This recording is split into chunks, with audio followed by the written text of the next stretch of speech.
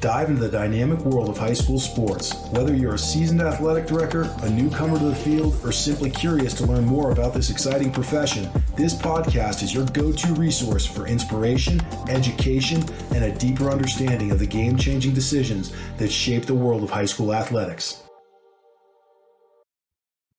Welcome back to AD360. I'm Greg Vandermade, and today we have a great episode for you. Today we're going to be taking a look at National Letter of Intent ceremonies.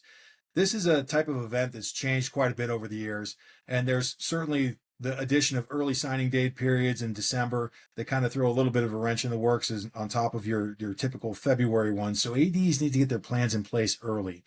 So we're really excited to talk through this one. As always, my co-host Scott Rosenberg joins us today. Scott, I heard that you just got back from Austin yesterday. How was that experience? I'm trying to get a Texas accent. Not going to work well, though. It was great. I think it was really well attended. I planned on wearing like some cowboy hat. I don't have one, but we gave out these cool shirts, Austin, and some logo stuff on the background. And I'd be wearing this one, except it's wet from the washing machine. I'm that guy that comes home and throws everything in the wash like right away. So I'm right there with you, pal. Anytime I travel, step one, go to the mudroom, open up the washer, and get it taken care of. Right? It's not allowed in the house. But I thought the convention was great. I thought the group from Texas did an amazing job setting it up. Everybody who ran it, from like the vendors to the people setting up the electric and everything, it was really well done. Austin's a very cool city. If you like country music, you're in good shape, and just we had a really good time. The booth was busy, and I enjoyed every part of it. That's fantastic. Well, definitely good times anytime you're down in Austin. It sounds like you were around some great company, so really good to hear that you had a good time while you're down there. Well, I think that we'll go ahead and dive in and get back to chatting athletic director related items. You know, today's topic, you and I had talked about just from the timeliness of it, signing day ceremonies. I know some that had just taken place a couple weeks ago. There's more that are on the docket for many athletic directors in the coming weeks. They're stressful times. You know, it's something that has continued to grow, evolve, change. So I think that it's going to be a good topic for you and I to kind of go through today. And I'll start things off. First question I'm going to ask you, what are some of the key steps in the process when it comes to planning an NLI ceremony? Yeah, good question. A lot goes into it. I think first you just even start thinking about budget at the beginning, like how big do you want to go on this kind of stuff? I would throw out, I guess, two perspectives on that. One would be cautionary, meaning if you do it once for one group, I can guarantee you that the subsequent groups coming up are going to expect the same or better. So like you set that bar so high, it's hard, but you can't go backwards. Like that senior group got it. You think the junior parents, are going to be seniors next year, aren't going to expect the same thing. So it's not that you shouldn't set the bar high, but you just have to understand that like there's going to be an expectation level once you do. So you need to figure out who's spending money on it. Can you get it into your budget? We talked about budget in the last couple of weeks. We're going to get into a lot of this, I think, in the next bunch of questions, but like the technology side of things, who do you invite? What time of the day should it take place to maximize who can be there? Do you want to have your entire student body there? Is this something that you want to celebrate with the entire school as opposed to just a few people, maybe just the senior class, since it's really like, their group or teammates?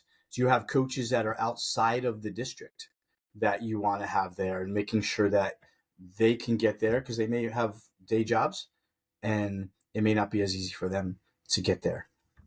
Who's going to be doing the majority of the speaking? Who's going to be doing the majority of the back end work, setting up and things like that? So I think there's a ton that goes into it. Again, even who are you inviting? Like what kids are you inviting? Is it just a D1 ceremony? What about the kids that are at the D3 level? Do you do that at a separate one, or do you do them all together? Club coaches, there's an interesting one to talk about. Like there was a time when I think that there was a lot of, this be fighting. I guess I say it out loud. There's just a lot of infighting between club coaches and high school coaches. And I mean, I think that's an old way of looking at things, and you need to sunset that belief. But they've had probably a really big role in getting kids, or most of these sports anyway, getting kids into school. So are they invited to the school event?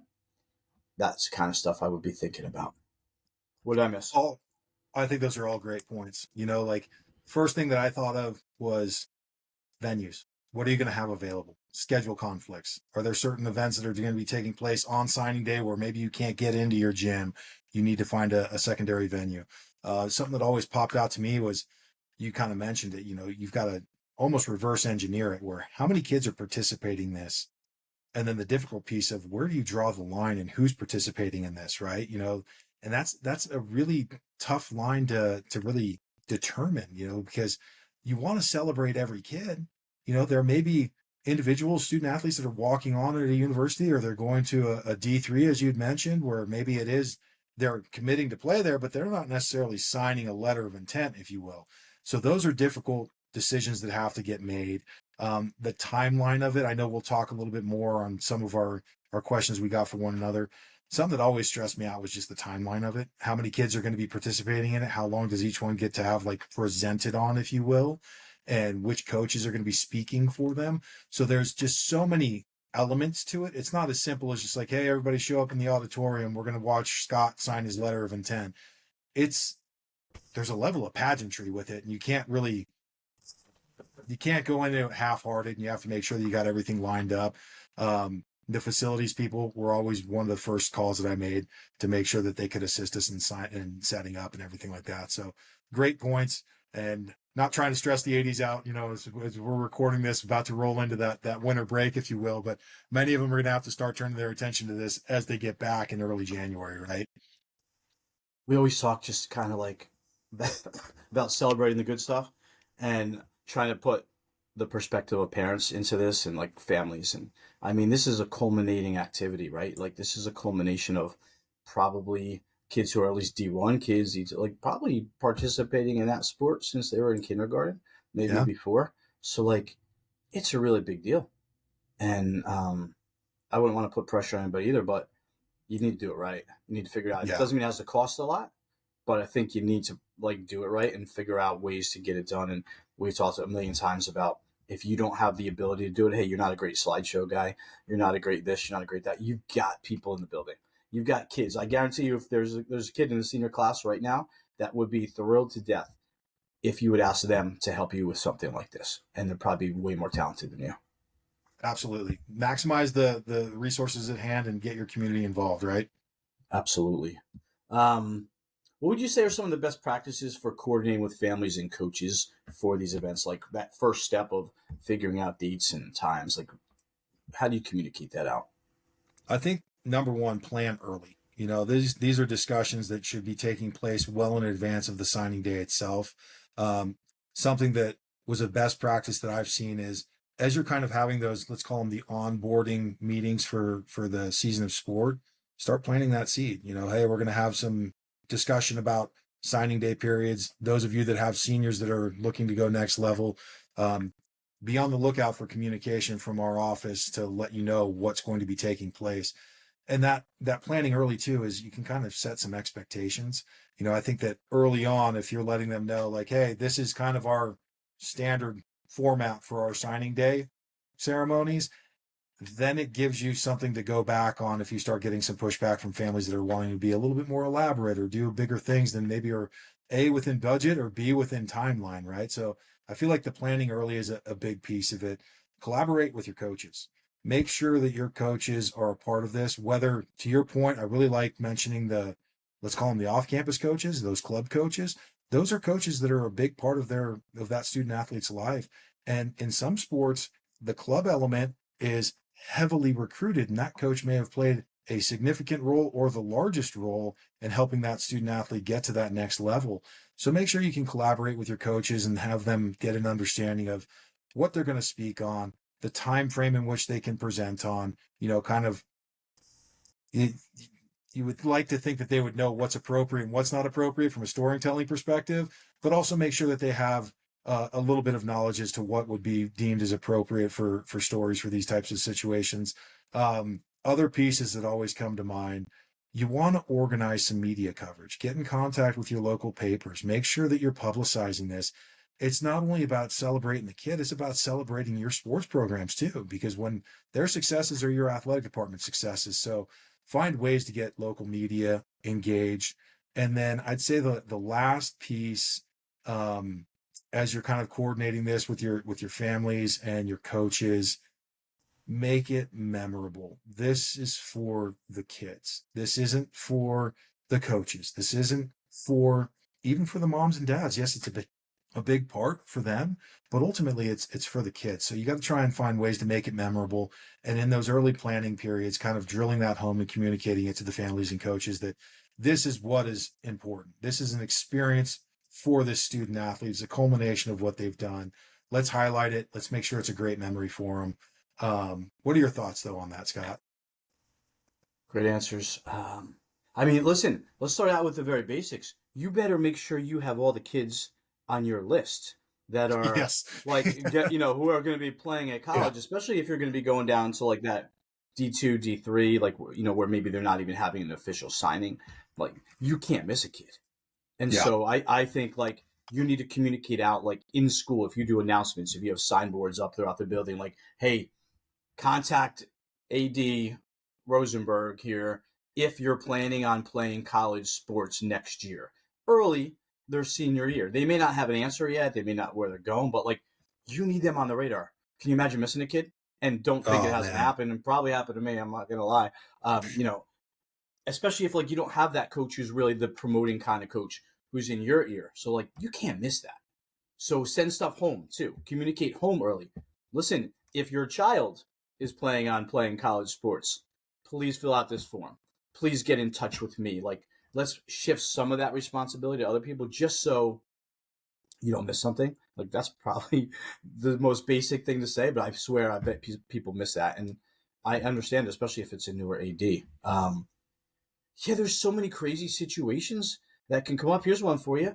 Think about, I mean, this is me. I lived it in two different ways. One, a situation where you don't offer the sport in the school. The kid goes to your school and is signing to go on to college.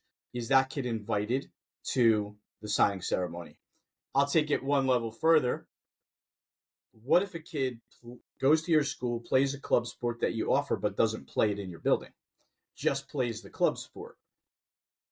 They're your kid in your school. Do you do something for them, right? Like both those situations came up for me over the years. I'm not going to tell you my answer until you tell me what you think. And it's funny because the ones that come to mind, exact same scenarios happened to us too. Because you would have these student athletes, both scenarios. They participated in the sport, Southern California gymnastics, not necessarily offered in the section that I was in, right? Was one example. And then another example to your point, they play this sport that you offer, but they don't play it for your school. Both came up, and honestly, both of which we allowed and celebrated them because they were signing a letter of intent. We wanted to celebrate the student athlete. They were still a member of our campus community. They may not have been directly involved with our athletic department, but they were involved within our campus community. So we wanted to celebrate that for them. But it certainly does kind of open up Pandora's box, and you've got to be a little bit careful with that because say you have whatever your guidelines are, whatever your rules are for your signing day ceremonies, the second you bend it a little bit, you better be able to bend a little bit more because there's going to be other asks and it'll go back to, well, hey, there was a precedent. You did this, so how did you handle that situation? I mean, I'm not as nice as you. Let's start out with that. Everybody knows that. Uh, to the two different scenarios, like if they played the sport if we didn't offer the sport in the school and they did it 100%, I felt like we should honor them. Like we didn't give you the opportunity to play for our school. You earned this on the side, maybe even harder, right? Because you didn't get to just like Yeah. come to practice after school and roll right into practice. You had to like get there. So yeah, 100% we had those kids. I drew my line in the sand when it came to sports that we offered in the school, and a kid decided not to play it for our school. The only like outlier in that is if they wore USA on their jersey, and that's not Unbelievable Soccer Academy. That's United States of America. So if they were like participating at that level and playing like for a United States amateur team, something like that, and they probably couldn't play, let's say, for our school. Yeah. They weren't allowed. It just didn't fit their schedule. That was my exception to the rule. I'm sure that I took some. I know I took some heat for those things, but I don't know. I was just like, for those kids who chose to play club, and again, probably if it was my kid, I'd want it to be done another way. So I should have probably looked at it like that. But like, let the club have the ceremony then for you, and I'm not going to have it here at the school when you could have been helping us out and making us better, and you chose not to. I wish I could have navigated the political waters where I was at to be able to do that, because it would have probably made our ceremonies a little bit shorter in some scenarios. There you go. No Oh doubt. man. Well, talking about, length of the ceremonies and things of that nature. Let's talk a little bit about, what are the essential logistics? Who do we got to get involved? Whether it's the venue, technology elements of it, decorations, what is everything for the event itself, the nuts and bolts of it. What are things that you need to really think about and collaborate with folks on? I mean, I think it differs a little bit by if it's, let's say, if you're doing like a separate D1 to D2 to D3, just because there's different levels of participation, maybe from even college coaches, what they have to do officially to get it done. But again, plan early. I love what you said about like the press. So create a press release. Make sure your internal teams can help you out. So maybe you have a media class in the school. At a minute, not everybody from the media is going to be able to get there. Maybe at one of your schools that you were at, but maybe not necessarily at the small group 500 kids school I had, because they tend to be on like the same day. These signing ceremonies, they can only get Yep. so many places. So you want to make something special that you can at least send out to the media after it happens if they can't get there to cover it themselves. But that notification, like early and often, is certainly helpful. I think every school should find a way to budget for like one of those step and repeats, Yeah, like big absolutely. signage behind you. And I would say I went too small the first time I did it because it wasn't big enough for the picture. Like a lot of times, you had a bunch of kids, you had to move backwards for the picture, but then the step and repeat behind them was too small, and you saw this stuff on the outside. Somebody could probably Photoshop that, not me. So I love having those step and repeats. Or again, maybe you have a program where you can use a graphic, but I love having that. Again, who's doing the food?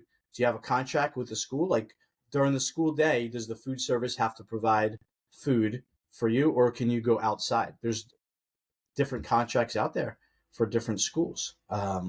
Making sure again that you've got that custodial staff, your technology staff.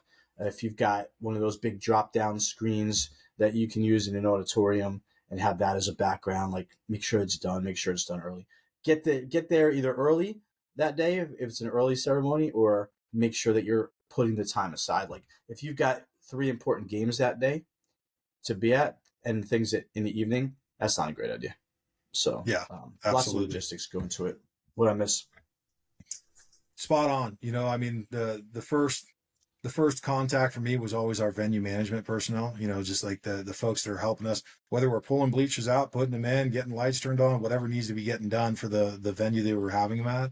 More often than not, they were in our gym, which was great. Um, the scheduling component of it, as you mentioned, are you doing it during the school day?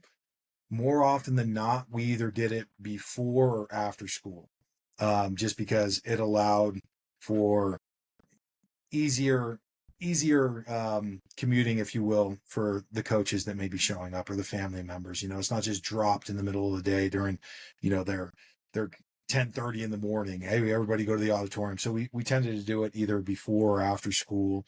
But with that, it came back to also, you got to communicate that to the security personnel. There's going to be additional vehicles coming on campus for this event. The decorations piece, that was always something that was of high stress, because you wanted to make sure that you got it in early enough and that your orders were taken care of. You had the budget for it. I do like your point about the step and repeat. Can't stress that enough. One of the practices that we ended up doing was we would have the coach get up there, speak about the student athlete, and then the student athlete go up, shake the coach's hand, step over right next to the step and repeat. Boom, there's your photo. Next one. So then we had everybody in front of the step and repeat. And then we tried to get a large group photo near the end, but it was always outside of the step and repeat. So you at least had it where it was the one good one. And then The other piece too that I thought was great that you mentioned was, these are all on the same day. So you're not always going to be able to get media coverage at every single one of your events. Leverage social media. Make sure that you got somebody that is helping take care of you and getting that content that you can put out not only on your school website, put it out on social media and publicize it. Celebrate the kids and get that information out, because you may not have that local sports beat reporter showing up, but you can certainly get them to retweet something when they see it. So those are just some of the things that come top of mind for me. I agree. One thing I'm thinking about as you're speaking is it is about the student athlete for sure, but I have to say it also is important for a school athletic department to look good in Yeah. situations like this. And what I mean is this: if you're a private school, like down the road, you're probably competing with another private school for some of these top kids.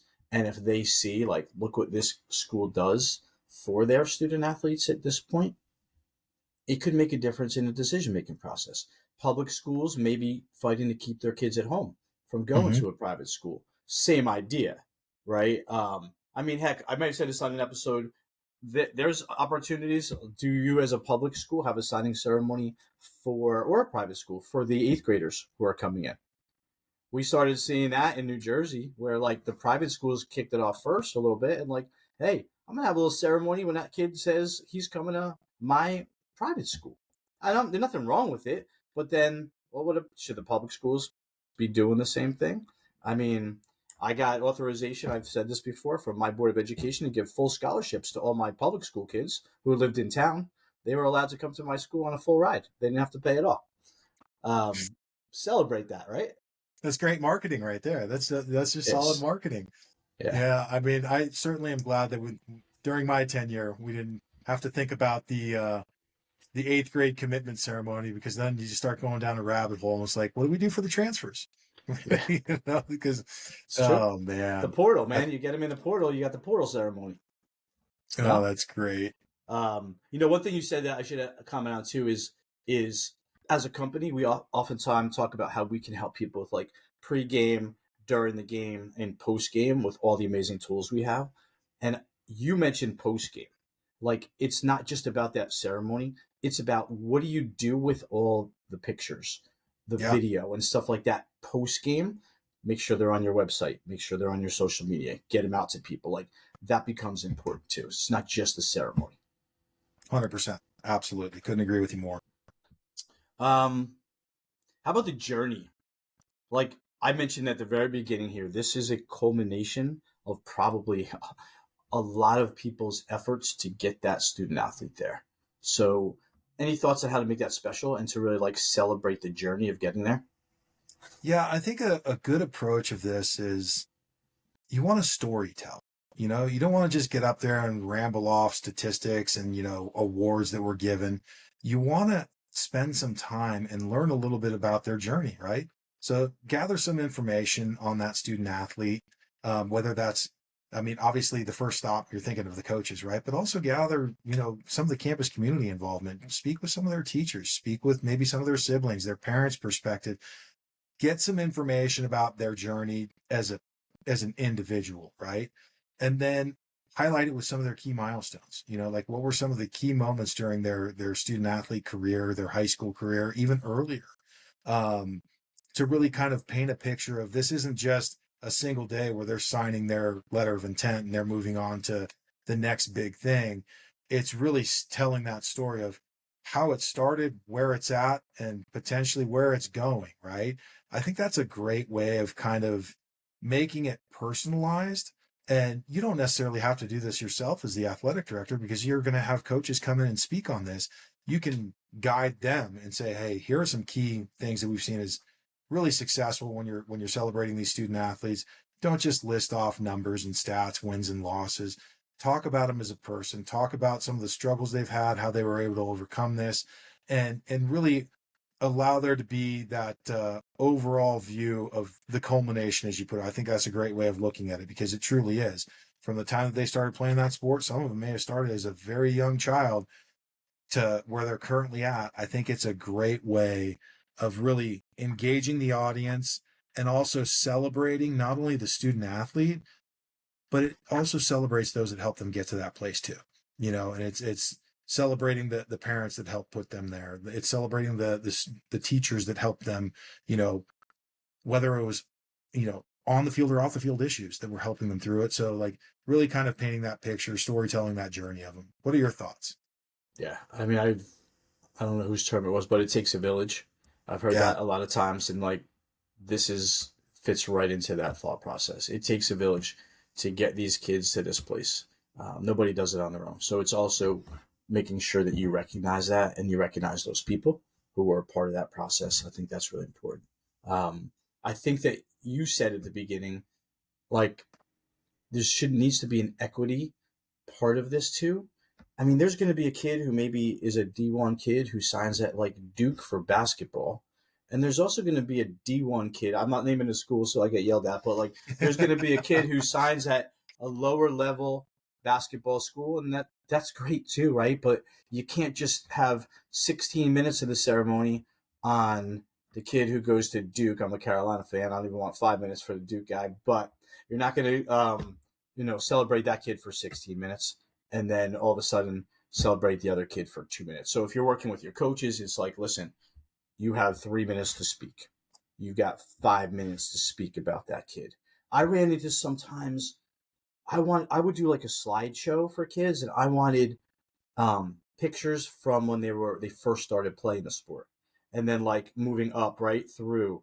And some families were just better at either getting back to you or having that. I think probably Yeah. more now with camera phones. I mean, they existed when I was in AD too, but I think like there's probably more pictures available these days than there used to be. But even that, like you struggle. All right, Greg's parents sent in 13 pictures for the slideshow, and Scott's parents sent in 1.5, and the half Yeah. one, looks terrible. So that's where it gets sometimes a little tougher when in terms of equity, but at least in terms of how you celebrate the kid, what you say, how long you have to speak about a kid, I think it's important to try and keep that sort of balanced. I really like the equity piece, and you definitely made me laugh when you were using the Duke example. Um, we can refer to the other one as a three directional school. So you got Duke or you got the three directional school signings. Both are important. Both are very very critical. So no, I think that's a good way of looking at it. Is the equity piece is always extremely important because you want to celebrate them regardless if they're going to the number one school in the country for said sport or if they're going to a school that you've got to Google. You still want to be able to celebrate them. Okay, so next one that we'll kind of talk about, are there ways to recognize students who are still pursuing opportunities or competing at non-scholarship levels? Cole's our producer, and most of the questions that we get, I'm like, he's not stumping Scott on that. But this one, for the first piece of it, I was like, man, for the kids who are still pursuing opportunities, like that's hard. Yeah. Um, I mean, I'm gonna like sort of maybe balk on this question because somebody else may have a better answer than me. Because right now, I would say every kid in the school might tell you that they're pursuing the opportunity.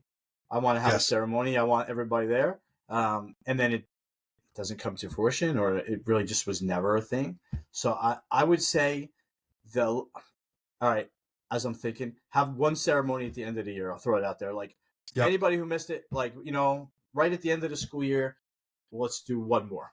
And let's celebrate you guys who weren't committed at the beginning of the year. I just saved myself on that one. You know what though? Like, I mean, I'm gonna basically reiterate what you just said because what you just said is exactly what we did.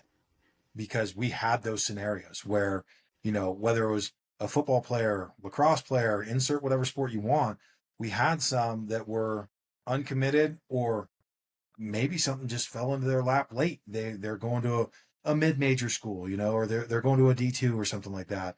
They came on late and they got an offer late because recruiting. We all know that changes with the wins, right?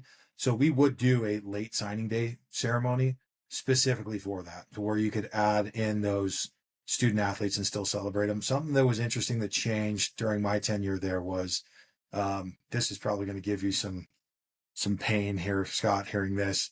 many ADs will probably cringe at this, but we originally were you were signing for something. You had to be essentially signing for a scholarship. And over time, being at a private school, there's obviously different pressures from your clientele, if you will.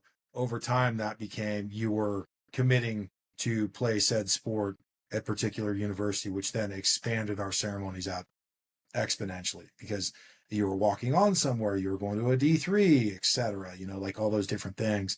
Um, but they did the one piece that we put in there to kind of put some guardrails there was you had to have a letter from the coach saying, okay, Scott is committed to come play for three directional U. And that way we at least knew, okay, this is legit. This isn't somebody just trying to crash a signing day ceremony or prank us or whatever. Um, but yeah, I think that great question by Cole. Certainly one that is not easy to navigate because there's a lot of student athletes, especially in this day and age with the way the recruiting's going. They may not be decided on signing day. They may be kind of testing the waters a little bit and seeing what more they can get. Um, so certainly to your point, Scott, a late signing day ceremony, not a bad thing to keep in your back pocket for some of those that may come in late, or God forbid, maybe there's one that you forgot and slipped through the cracks and you're able to still get them in, right? So, Huge great question, specials. Cole. You're gonna have a special ceremony. You just decided the kid you missed has like the best ceremony because Yeah, they're by exactly. themselves, right? Um, the other piece though you mentioned was kind of like the non-signing ones. I mean, I know we had done this early. One of the D3 coaches that we were dealing with created her own celebratory like form as opposed to a signing form. It was more like a celebration form. Krista Racine, Drew University, small university here in New Jersey. I, she had that for her kids, and I thought that was like the best idea because it was nice to have something for them to sign to. What my favorite gift, I'm probably jumping the gun on the last question, but the favorite thing I did for the kids is we got these pen sets, and they Yeah, were like logo pen sets. It came in a nice case, and then they had logo pens inside, and I called that like the official signing day pen for the school. Well, if you don't need to sign something, you don't really need the pen, and it was something the kids would take with them. So like yeah, I loved having those and putting them on the table, and that was my little gift to the kids.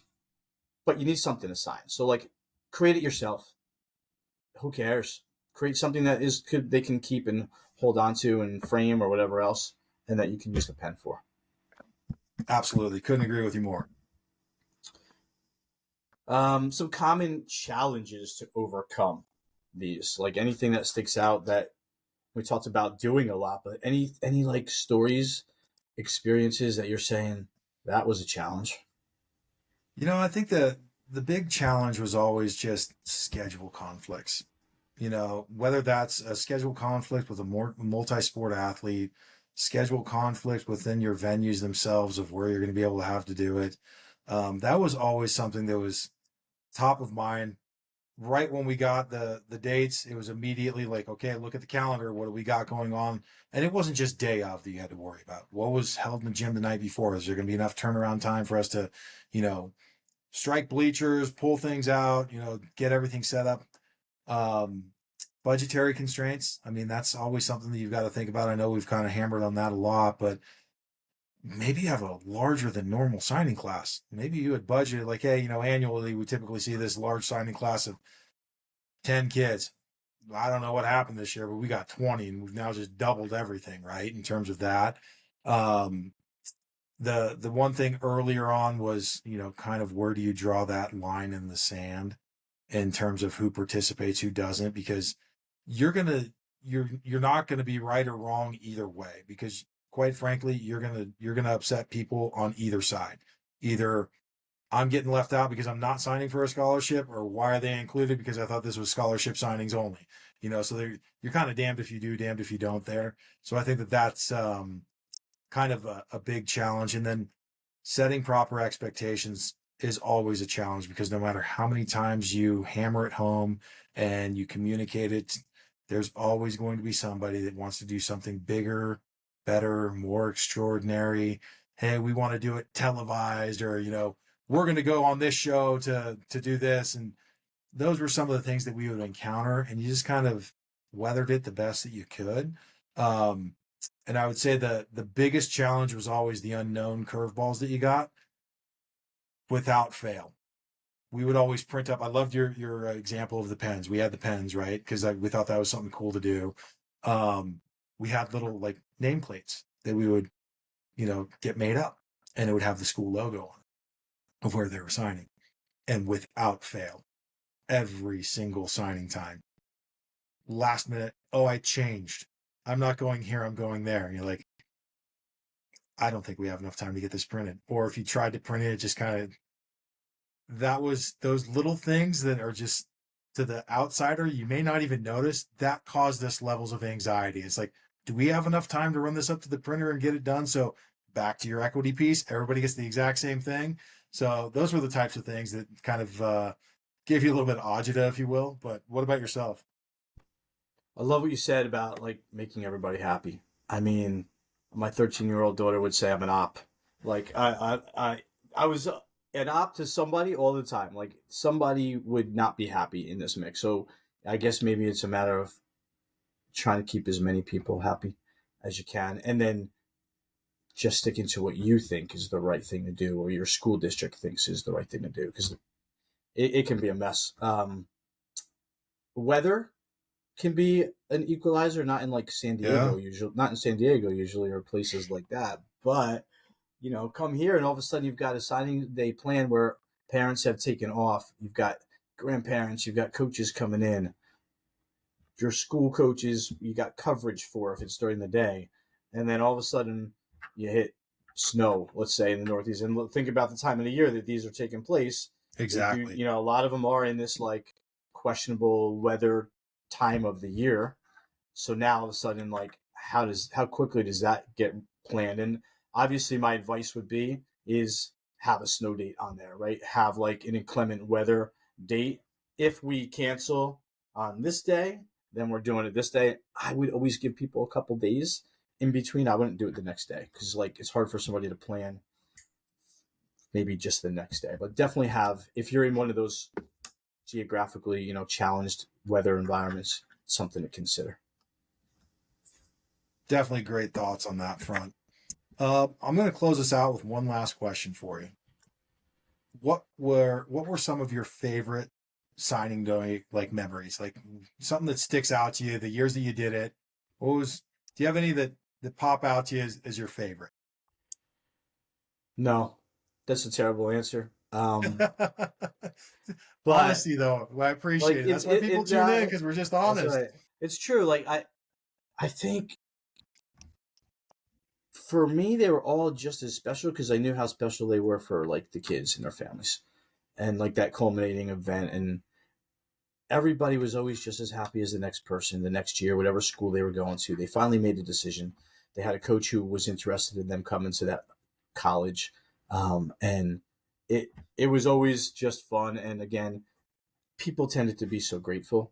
On the other hand, too, like parents were mostly happy and grateful that you were able to have these ceremonies. So I don't honestly have one that sticks out. I do, again, I would say like having those pens when I thought about that idea, doing a slideshow at times, like those things made them more memorable, but I don't have one that sticks out. How about you? I got two for you. One is kind of one is a personal one for me that really meant a lot to me, and then the other one is just kind of a funnier one. So I'll start with a funnier one. Won't name names, won't even say the sport or anything like that. Not trying to throw anybody under the bus, but we got to a point where we had a club coach come up and speak, and was speaking about a student athlete, and we got to a point where we had to try and figure out how are we going to play them off, because they've gotten so long winded that they were going over time, and it just kind of politely got to the point where it's like, hey, we're just going to nudge student athlete and be like, hey, just go up there and kind of like give him a hug right now. Let's kind of land the plane here. So that's one that sticks out to me. But I think probably my most memorable one was at my school. I originally came on and I was the director of sport performance. So I had pretty tight relationships with our student athletes, got to know them throughout the years. And then as I transitioned into an athletic director role, some of those student athletes that I had coached were now getting the signing day ceremony. So my first year as an AD, seeing some of the kids that I had coached from their freshman year up to that point, signing day ceremony, them coming up and not only thanking me for what we did collectively in the weight room, helping them get ready for their next level journey, but also just like, hey, thanks for helping put this together, listening to me as an athletic director when I had any trials or tribulations, helping to coordinate this event. And I had a pretty good number of kids that year where it felt pretty special, because then as years go on, you go from being in front of those kids every single day to now you're the guy up in the athletic director office. You don't have those, it's not the same level of relationship. I'll just be honest. So that was probably one of the most memorable ones for me, because it was kind of a merging of the two different career paths that I was on, and probably one of the last ones where it was like I was really truly connected very well with those kids. So that's one that'll always stick out to me. So Love that. Love de- that. yeah, so One certainly like good memories. what awards ceremonies, the Academy Awards or whatever, like the music starts playing in the Yeah, background when somebody talks yeah. too long. Gotta have somebody in the background either cue that up, or if somebody who can cut the mic. They just keep talking Yep. and it just cuts. But I think a good way to end this is to like put a punctuation mark on the way you said it, which is think about how great you felt in that ceremony that you just mentioned because you had more skin in the game, Yeah. whatever it is. That's what parents and like families they feel all the time for putting in 14 years worth of work, or maybe a club coach who you're thinking, do I invite that club coach because they've been with them for so long? Like they feel that same pride. So to be inclusive and try and get as many people to have that great feeling is an awesome way to think about these ceremonies. Yeah, and I think that's a great way to kind of put a bow on this episode. I think that's going to do it for this edition of AD 360. National Signing Day is going to be here before we know it. So hopefully this information, kind of our takes on it are a little bit helpful with you, because as mentioned, it's holiday season. Many folks are hopefully checking out for a little bit, but when you come back, it's all going to be there and ready to roll. So hopefully you can take some of this information with us. Scott, anything in closing before we sign off? Start planning now. Happy holidays, everybody. You and we'll see you after the holiday, right? Absolutely. Always a pleasure, Scott. Really appreciate it. And then lastly, if you liked what you heard today, please stay tuned for future episodes. Make sure you follow us on Spotify, Apple Podcasts, or wherever you get your podcast from so you don't miss any new episodes and content. With that said, happy holidays to all of you. And from AD 360, I'm Greg Vandermade. I'm Scott Rosenberg. Until next time, folks.